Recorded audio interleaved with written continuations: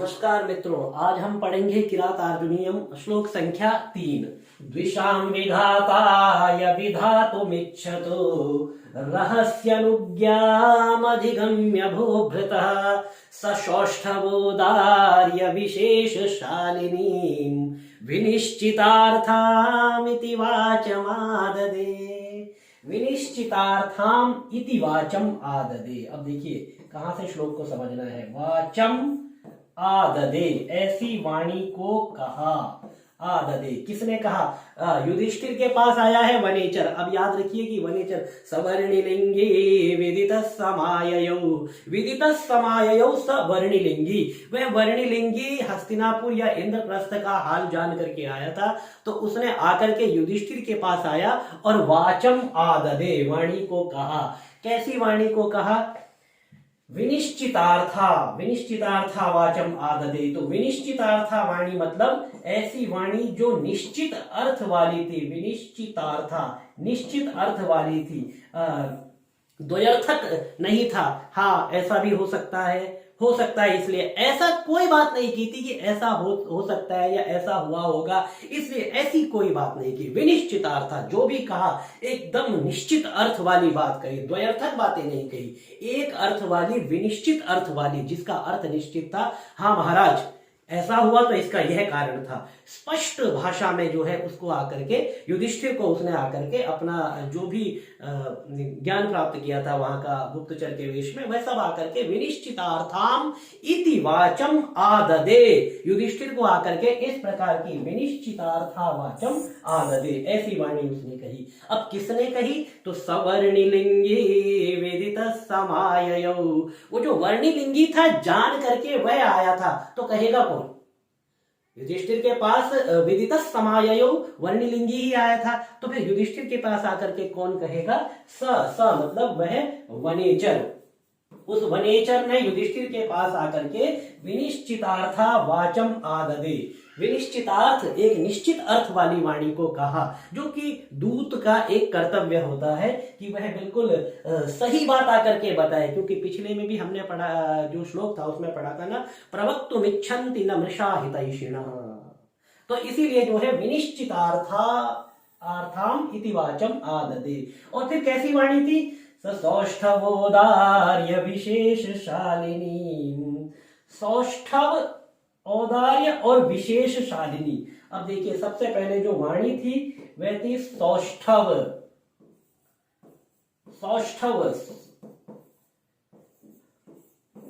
सौष्ठव शब्द बनता है सुष्ठु। सुष्ठु मतलब सुंदर, मधुर, अच्छी, ऐसी सौष्ठव।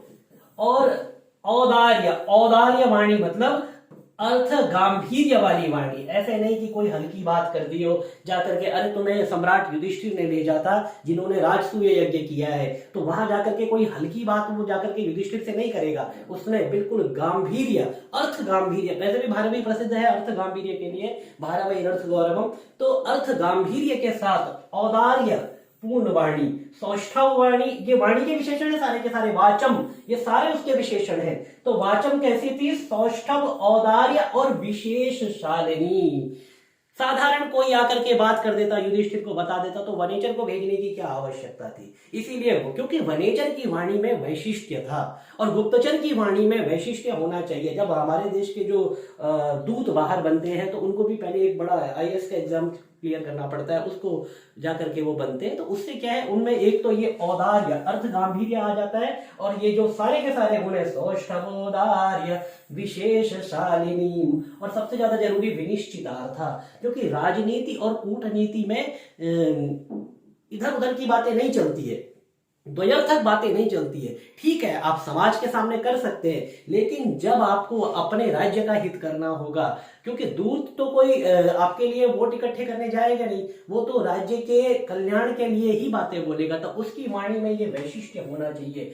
सौष्ठवोदार्य विशेषशालिनी विनिश्चितार्थाम इति वाचमाददे। और ये सारे के सारे जो है वाणी के विशेषण है, वाचम के विशेषण है। अब आगे पढ़ते हैं श्लोक को। कि आगे श्लोक में क्या आता है, द्विषाम विघाताय विधातुमिच्छतो। द्विषाम, द्विषाम अर्थात शत्रु, तो षष्ठी लगा लीजिए शत्रु का, शत्रुओं को विघाताय, शत्रुओं का नाश करने के लिए, विधातुम इच्छतो, जो कि इच्छतः यहां पर जो है क्षत्रिय प्रत्ययांत रूप है, जो शत्रुओं को नाश करने की इच्छा करने वाला था या इच्छा करता हुआ, शत्रुओं की नाश की इच्छा करते हुए रहसी अनुज्ञाम, रहसी मतलब एकांत में आज्ञा को प्राप्त करके, किसकी आज्ञा को प्राप्त करके, भूभृता, भूभृता अर्थात राजा की आज्ञा को प्राप्त करके, सौष्ठवोदार्य विशेष शालिनी, जब उसको राजा की आज्ञा प्राप्त हो गई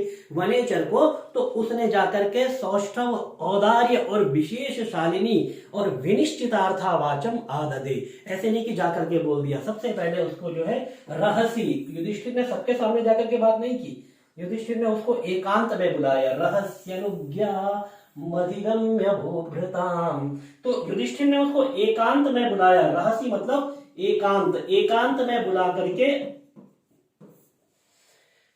अनुज्ञाम, उसको आज्ञा दी, और जब उसको आज्ञा प्राप्त हो गई वनेचर को, तो तब उसने सौष्ठवोदार्य विशेष शालिनी विनिश्चितार्थम इति वाचम आददे, युधिष्ठिर की आज्ञा प्राप्त होने के बाद उसने जो है इस प्रकार की वाणी को कहा। और भूभृतः, ये भूभृता के सारे विशेषण है कि द्विषाम विघाताय, भूभृता कैसे थे, द्विषाम विघाताय, जो शत्रुओं का नाश करना चाहते थे, और विधातुम इच्छतो, जो शत्रुओं का नाश करना चाहते थे, ऐसे राजा की एकांत में अनुज्ञाम, आज्ञा को प्राप्त करके, सह सौष्ठव औदार्य विशेष शालिनी, उसने सौष्ठव औदार्य और विशेष शालिनी वाचम आददे, ऐसी वाणी को कहा। और वो वाणी कैसी थी, विनिश्चितार्था, निश्चित अर्थ वाली वाणी थी, उसके कोई द्वयर्थक या कोई श्लेष परक उसका कोई वर्णन नहीं था। वनेचर है, कोई कवि नहीं है कि कोई आचार्य जो कि इस तरह का वर्णन करे। आगे बढ़ते हैं, देखते हैं श्लोक में और क्या क्या है हमारे पास। पदच्छेद देख लेते हैं श्लोक का। पदच्छेद में हम देखेंगे ये, फिर जो अशुद्धियां हैं उन पर आप ध्यान न दें, आज बहुत प्रयास किया गया, लेकिन जैसे ही उसको सिस्टम पर डालते हैं तो बार बार जो है आधे वर्ड जहां पर है, हलंत जहां पर है, वहां पर थोड़ी थोड़ी मिस्टेक्स आ रही है। जो भी है टेक्निकल टीम उस पर काम करेगी और इसको भी दूर करेगी। फिलहाल के लिए देखते हैं, द्विषाम विघाताय विधातुम इच्छतः रहस्य अनुज्ञाम, तो बन गया रहस्य अनुज्ञाम, रहस्य अनुज्ञाम, यहां पर जो है रहस्य अनुज्ञाम में शब्द है रहसी और उसके आगे है धन अनुज्ञाम, तो यहां पर जो है यण संधि हो जाएगी, इकह स्थाने यण से आगची, इक के स्थान में यण हो जाएगा, तो ये ई है, ई के स्थान में यह हो जाएगा, स्थाने अंतरतमा प्रसंगे सति सदृशतमा आदेश स्यात्, तो ई के स्थान पे यह हो जाएगा, रहस्य अनुज्ञाम, यह इस प्रकार से बन जाएगा। अधिगम्य भूभृता सह सौष्ठव औदार्य विशेष शालिनी, अलग करना चाहिए था, सौष्ठव औदार्य विशेष शालिनी विनिश्चितार्थाम इति वाचम आददे। अब यहां से इसका अन्वय है, इसको मैं कलर चेंज कर देता हूं अन्वय के लिए, तो यहां से अन्वय है, सह द्विषाम विघाताय विधातुम इच्छतः भूभृतः रहसी अनुज्ञाम अधिगम्य सौष्ठव औदार्य विशेष शालिनी विनिश्चितार्थाम इति वाचम आददे, ये अन्वय है। अन्वय भी आपको देखना चाहिए, अर्थ करते समय अन्वय देखेंगे तो उससे अर्थ जल्दी समझ में आता है और याद रहता है, सबसे बड़ी बात की याद रहता है। तो अन्वय है, आगे भी उसको कुछ करने की जरूरत है नहीं, हम एक बार कर चुके हैं। अगली स्लाइड पे देखते हैं क्या है, तो संस्कृत में व्याख्या है, एक बार पढ़ लेते हैं। वैसे तो व्याख्या आपको जो है समझ आनी चाहिए, वो हिंदी में समझ में आ गई होगी, फिर भी एक बार। आज्ञाम अधिगम्य सह वनेचरः द्विषाम शत्रुणाम विघाताय नाशाय, बेसिकली ये व्याख्या नहीं है, ये शब्दार्थ है संस्कृत में। तो इच्छतः अभिलषतः विधानम विधातुम विधानम कर्तुम येनोपायेन शत्रु संघरणम होना चाहिए, भवे तत् प्रकर्तुम इत्यर्थः। रहसी एकांते निर्जने, और उसके बाद आ जाता है कि अनुज्ञाम अवाप्य अर्थात भो वनेचर तत्र गत्वा दुर्योधनस्य राज शासन पद्धतिं सम्यक अवगम्य, अवगम्य होना चाहिए, ब्रूहि यहां तक इस प्रकार से होना चाहिए। तो और इसके बाद सौष्ठवोदार्य विशेष शालिनीम शब्दार्थ गुण शोभिताम, ये देखिए सौष्ठवोदार्य विशेष शालिनीम शब्द अर्थ गुण शोभिताम, ऐसी वाणी होनी चाहिए। विनिश्चितार्थाम विशेष रूपेण निर्णीतार्थाम, जिसका अर्थ का विशेष रूप से निर्णय कर लिया गया हो। ऐसा नहीं कि हमारा ऐसा भी हो सकता था वैसा भी हो सकता था, ऐसा वहां पे नहीं चलता है। विनिश्चितार्थामिति वाचमाददे, ऐसी वाणी आकर के वनेचर ने युधिष्ठिर से कही। आइए आगे बढ़ते हैं, अगले में देखिए क्या है। हिंदी अनुवाद है, तो हिंदी अनुवाद इसका हम एक बार कर चुके हैं, हिंदी हम इसकी समझा चुके हैं, तो हिंदी पर हमें ज्यादा अभी रुकने की आवश्यकता है नहीं। यदि व्याकरणात्मक टिप्पणियां हैं कहीं तो उस पर हम रुकेंगे, उसको हम करेंगे, क्योंकि व्याकरणात्मक टिप्पणियां आपके लिए बहुत आवश्यक है। यहाँ पर आ गया, इस पर हम रुकेंगे और ये हमें करना चाहिए।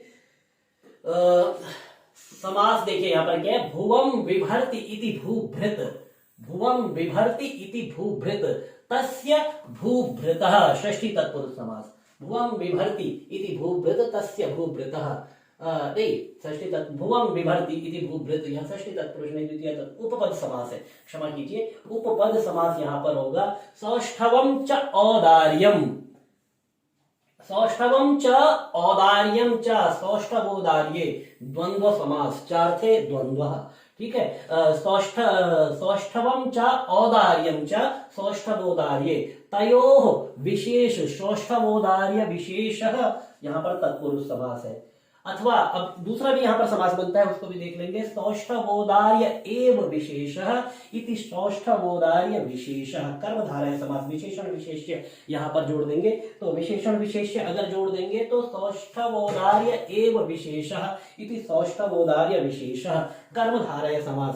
तेन शालते इति सौष्ठवोदार्य विशेष शालिनीम ताम, उपपद समास बन जाएगा आगे। विशेषेण निश्चितः इति विनिश्चितः, प्रादितत्पुरुष विशेषेण निश्चितः इति विनिश्चितः, क्योंकि ये उपसर्ग लगा दिया यहाँ पर, तो यहाँ पर जो है प्रादितत्पुरुष समास बन गया है। विनिश्चितः अर्थ यस्या सा विनिश्चितार्थाम ताम बहुव्रीहि, अब विनिश्चितः अन्य पद प्रधान हो गई है, क्योंकि विनिश्चितः अर्थ यस्याह सा ताम विनिश्चितार्थाम, तो वाणी की बात करें तो अन्य पद प्रधान होने के कारण यहाँ पर जो है बहुव्रीहि समास का प्रयोग किया गया है। आइए आगे बढ़ते हैं, आगे देखते हैं इसमें और क्या है।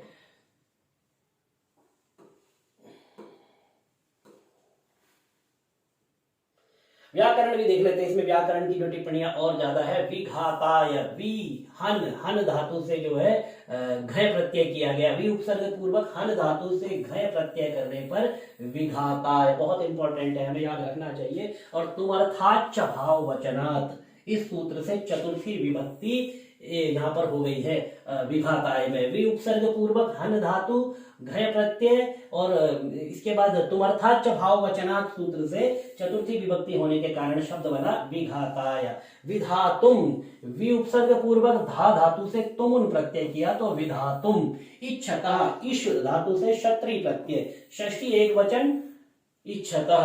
अधिगम्य, अधि उपसर्ग पूर्वक गम धातु से ल्यप प्रत्यय, क्योंकि उपसर्ग यदि पहले आ जाए धातु से तो त्वा प्रत्यय नहीं होता है, वहां पर ल्यप प्रत्यय किया जाता है, तो अधिगम्य। आददे, आदा लिट, आददे कौन सा लकार है, विनिश्चितार्थामिति वाचमाददे, तो लिट लकार है, याद रखना, लकार पूछा जा सकता है, आददे लिट लकार है। तो इस प्रकार से ये श्लोक हमने अभी जो है पूरा किया है, और इसमें देख लेते हैं आगे कुछ है तो ठीक है। अब वही है जो हमने अभी तक बात कर ली है कि विनिश्चित अर्थ, तो यहाँ पर महत्वपूर्ण चीजें जो थी, एक तो श्लोक का अर्थ आपको देखना है, एक बार आददे लिट लकार है ये देखना है, और विघाताय का प्रकृति प्रत्यय क्या है ये आपको ध्यान में रखना है, और दो चार समास जो बताए हैं वह अवश्य पेपर में अक्सर पूछ लिए जाते हैं, तो इन सब चीजों को आप ध्यान में रखेंगे। आज के लिए बस इतना ही, आगे फिर एक बार मिलते हैं नई कक्षा में।